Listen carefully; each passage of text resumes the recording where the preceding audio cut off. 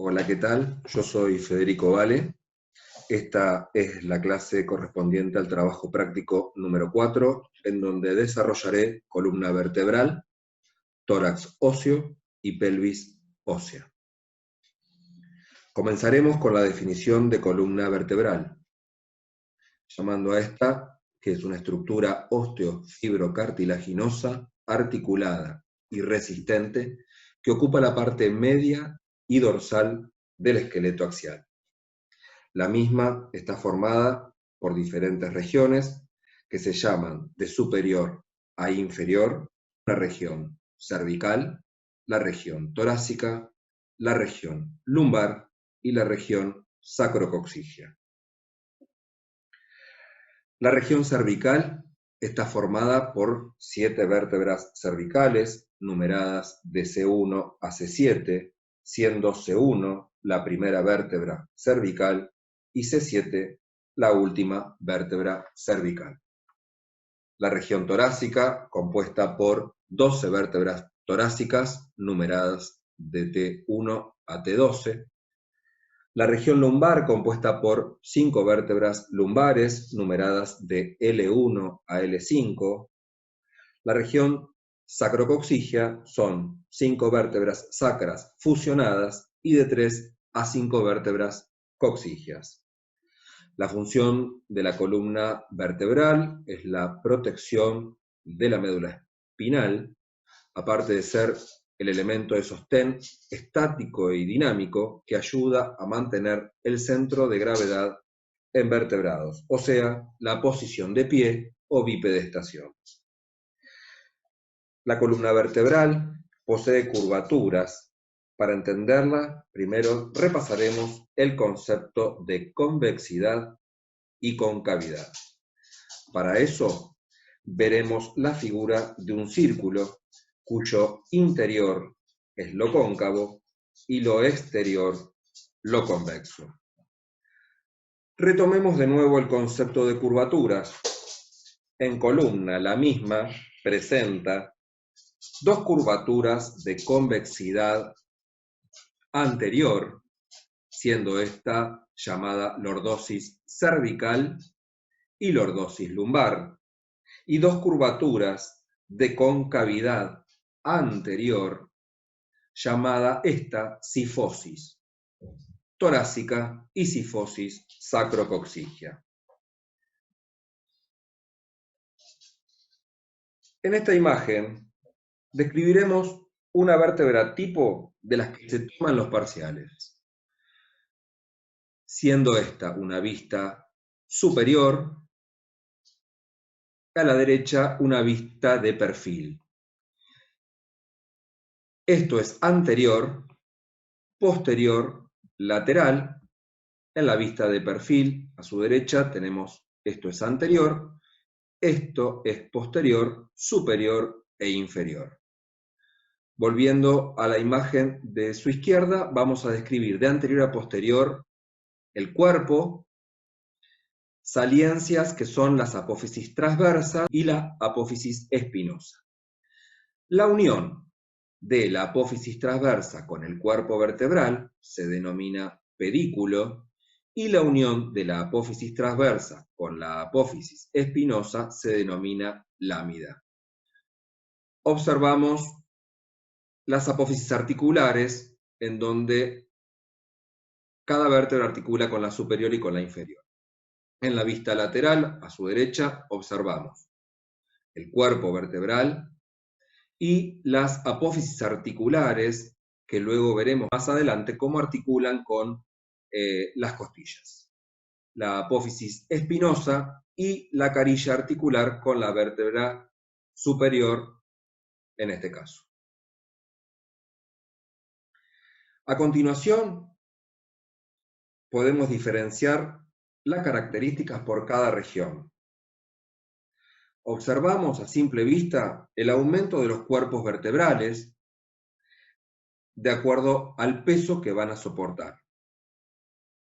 Describiendo la vértebra cervical vista desde arriba, podemos observar que los cuerpos, en este caso de las vértebras C3 a C7 son rectangulares. También se puede observar los agujeros transversarios donde van a discurrir la arteria y vena vertebral, la apófisis transversa y la apófisis espinosa, que en el caso de C3 a C6 son bituberculadas. C7 ya va a formar una apófisis espinosa, que es la vértebra prominente. En el caso de las vértebras torácicas, aparte de la diferencia que vamos a tener con el tamaño del cuerpo, como dijimos anteriormente, podemos observar la apófisis transversa con sus carillas articulares para las costillas y la apófisis espinosa. En la parte superior observamos también que esta apófisis espinosa va cambiando. En el caso de la vértebra, la mayor diferencia se observa en la vértebra torácica, que van hacia atrás y hacia abajo, mientras que en las lumbares son más cuadriláteras y horizontales. Vista superior de una vértebra lumbar, aparte de observar el cuerpo vertebral de mayor tamaño, observamos saliencias denominadas apófisis costiformes, las carillas articulares y la apófisis espinosa. Merecen mención especial las primeras vértebras cervicales y el hueso sacro, siendo la primera vértebra cervical C1, llamado atlas, y la segunda vértebra cervical C2, llamada axis. Las diferencias es, a nivel del atlas, como observamos, ¿no?, carecen de cuerpo, presentan una arcada anterior y una arcada posterior, esto sería superior y esto sería inferior, y observamos las masas laterales. Estas masas laterales van a articular con los cóndilos del hueso occipital correspondiente a la base del cráneo. Acá observamos los agujeros transversarios, que los vimos anteriormente, y mención especial también a C2 o axis, que dentro de lo más característico es la apófisis odontoides, que articula con la parte anterior del atlas. O sea, es característico de esta vértebra C2, la apófisis odontoides. Con respecto al hueso sacro, decimos que es un hueso con una pirámide de base superior que presenta una cara anterior, una cara posterior y caras laterales. Una cara anterior, describiremos lo más saliente, que son los alerones del sacro, ahí señalados. El promontorio, ángulo formado entre la vértebra L5 o quinta lumbar con la primera vértebra sacra, forman un ángulo que es mayor en la mujer que en el hombre. Los agujeros sacros anteriores, delimitando las crestas transversas, que son la fusión que hay entre las vértebras sacras, como dijimos anteriormente. Tenemos una vista superior, en donde observamos los agujeros sacros posteriores, y las crestas sacras, que es de la fusión de las apófisis espinosas. Esto es la vista posterior. En la vista lateral podemos observar, como habíamos dicho, la carilla auricular. Es la carilla que articula con el hueso coxal, que es el hueso que vamos a ver con posterioridad. Finalizando con columna vertebral, mencionaremos brevemente cómo se articula. Aquí vamos a diferenciar la articulación de los cuerpos vertebrales entre sí, que es una anfiartrosis, en caso de pregunta de parcial, vamos a decir que cómo se articula la columna vertebral, el tipo de articulación que tiene, en conjunto y totalidad, es una anfiartrosis. Si dividimos a esta, tenemos las apófisis unciformes, que son artrodias, es decir, superficies articulares planas, las apófisis articulares, que son a nivel de las vértebras cervicales y torácicas, artrodias. Repito, superficies planas. A nivel lumbar, las apófisis articulares o el tipo de articulación es trocoide, es decir, superficie de cilindro. Y una que merece la mención que le dijimos hoy, que es la columna con el occipital, es una articulación bicondilia. En esta diapositiva observamos que cada vértebra está unida por un disco intervertebral, el cual está formado, como ya veremos posteriormente, por un núcleo pulposo y un anillo fibroso. Volviendo a la diapositiva anterior,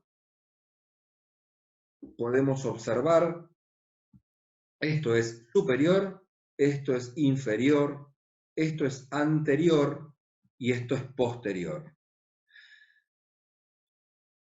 Un agujero que es por donde salen los nervios raquídeos, denominado agujero de conjunción, limitado hacia la parte anterior por los cuerpos vertebrales y el disco intervertebral, por arriba y por debajo por los pedículos, y por detrás o posterior por las apófisis articulares.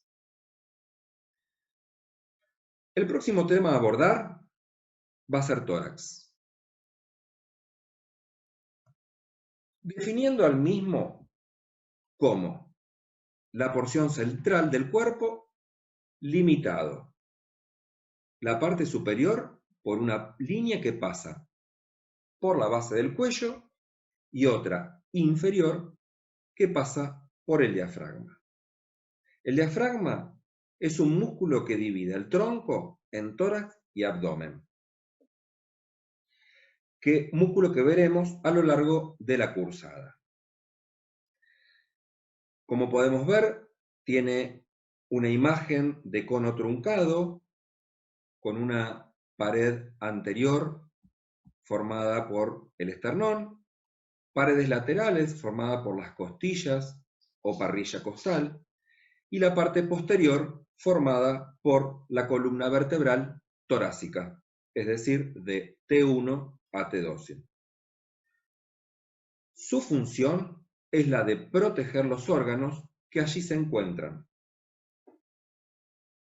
Comenzaremos con la pared anterior correspondiente al esternón, diciendo que es un hueso plano formado por tres segmentos óseos: el manubrio esternal, cuerpo esternal y apéndice sifoides.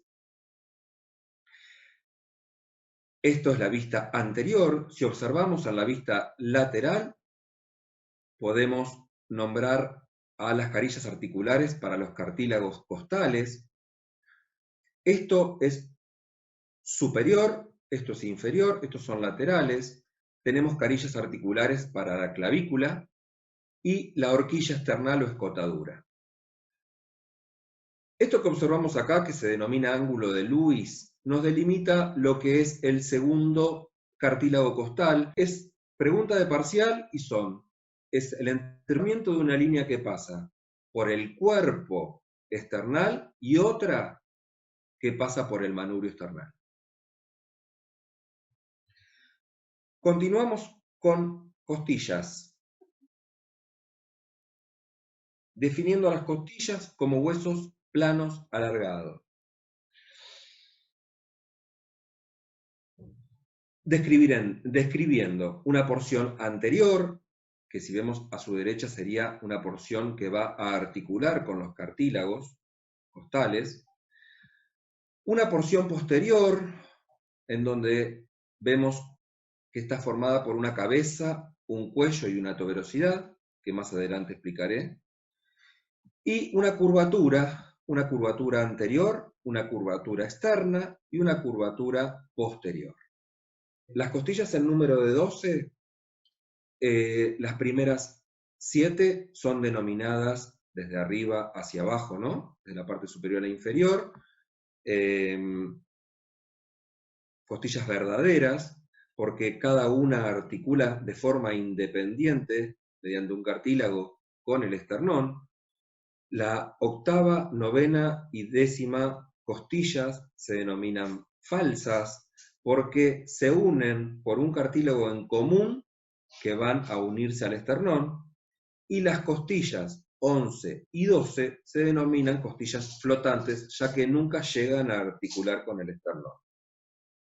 En esta figura podemos observar cómo esto sería anterior, esto es posterior, es una vista superior, es la parte posterior de las costillas y la articulación con las vértebras torácicas. La cabeza de la costilla articula con el cuerpo de la vértebra torácica y la tuberosidad articula con la apófisis transversa de la vértebra torácica.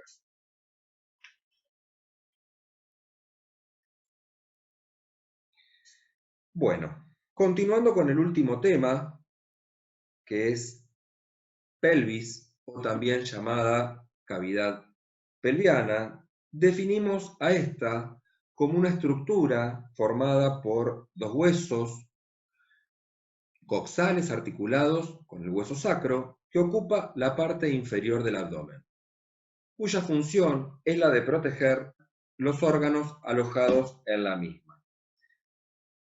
Cabe acotar acá que los huesos planos justamente la función es la de proteger.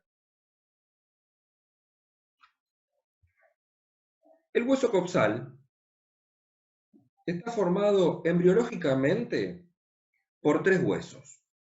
Estos son el pubis, el isquion y el ilion.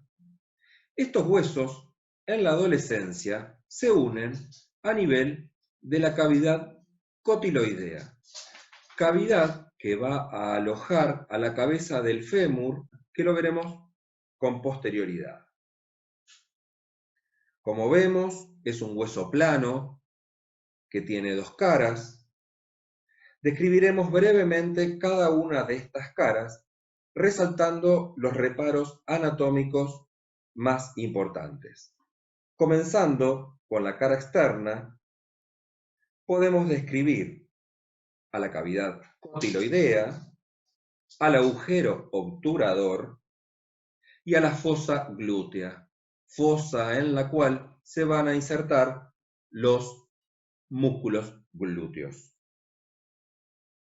Una cara interna en donde describimos la línea innominada que divide al hueso en una porción superior o fosa ilíaca y otra inferior, que es el agujero obturador. Además, observamos también la carilla articular para el hueso sacro. Como dijimos, es un hueso plano, por lo tanto podemos describir bordes y ángulos. Con respecto a esto, queremos destacar la cresta ilíaca, la espina ilíaca anterosuperior, la espina ilíaca anteroinferior, el pubis, la tuberosidad isquiática, la escotadura ciática, la espina ilíaca posteroinferior y la espina ilíaca posterosuperior. Para finalizar el contenido respecto a pelvis, definiremos a qué denominamos el estrecho superior e inferior. Los límites del estrecho superior hacia adelante tendríamos la sínfisis pubiana. A los laterales tenemos la línea iliopectínea que se continúa con los alerones del sacro. El límite posterior estaría formado por el promontorio. El estrecho inferior, sus límites son: anterior, el borde inferior de la sínfisis pubiana; hacia los laterales, las tuberosidades isquiáticas, que es donde nosotros nos sentamos; y a nivel posterior, la punta del sacro. Con esto finalizamos el contenido del trabajo práctico número 4. Dejamos a su disposición un foro de consultas y un trabajo práctico autoevaluativo. Si tienen alguna duda, no duden en comunicarse. Muchas gracias.